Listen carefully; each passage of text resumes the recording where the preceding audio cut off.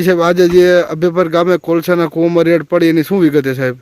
ચોટીલા સબ division હેઠળના થાનગઢ અને મૂળી તાલુકાની અંદર જે ગેરકાયદેસર કાર્બોસેલ એટલે કે કોલસાની જે ખનન પ્રવૃત્તિઓ ચાલતી હતી તે ખનન પ્રવૃત્તિઓને સંપૂર્ણપણે નેસ્ત નાબૂદ કરવાના ભાગરૂપે અમોએ એક વોટ્સએપ નંબર જાહેર કરેલો છે, જેના ઉપર નાગરિકો છે એ પોતાની જે પણ કોઈ એરિયામાં ગેરકાયદેસર કોલસાનું ખનન થતું હોય તો તે જાણ કરી શકે છે. અને તેના જ ભાગરૂપે ગઈકાલે એક મેસેજ આવેલો કે થાનગઢ તાલુકાના અભેપર ગામની અંદર સીમ વિસ્તારની અંદર એક ખાનગી માલિકીની અંદર વિસ્ફોટક પદાર્થના ભડાકા થઈ રહ્યા છે અને કૂવો એક ચાલુ કરવામાં આવેલો છે, જેને ધ્યાનમાં રાખી અને આજે અમારી નાયબ કલેક્ટર પ્રાંત ચોટીલાની ટીમ સાથે રાત્રે 1:30 વાગે અમોએ રેડ પાડવામાં આવેલી હતી.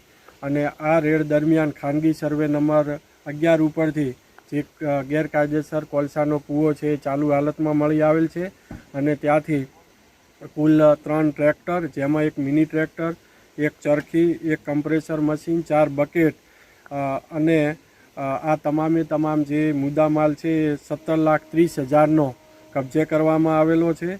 અને આ મુદ્દામાલને અત્યારે ચોટીલા ખાતે ખસેડવાની કામગીરી ચાલુ છે.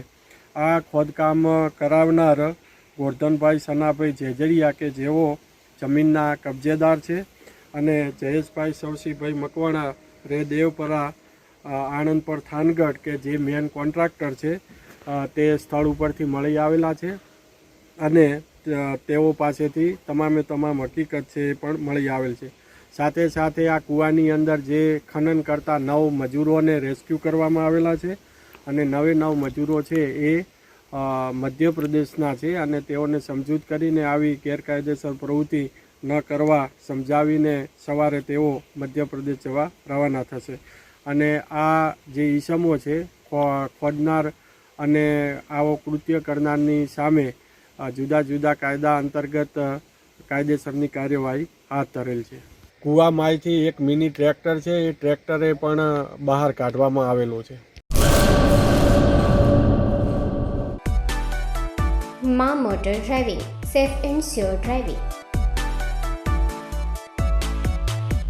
ડ્રાઇવિંગ એ શોખ સાથે આપની મોટી જવાબદારી પણ છે. અમારા ઇન્સ્ટ્રક્ટર દ્વારા સચોટ અને સરળ માર્ગદર્શન. આપની રોજની તાલીમની માહિતી મેળવીને શું અધુરાશ છે એના ઉપર પૂરું ફોકસ કરાય છે.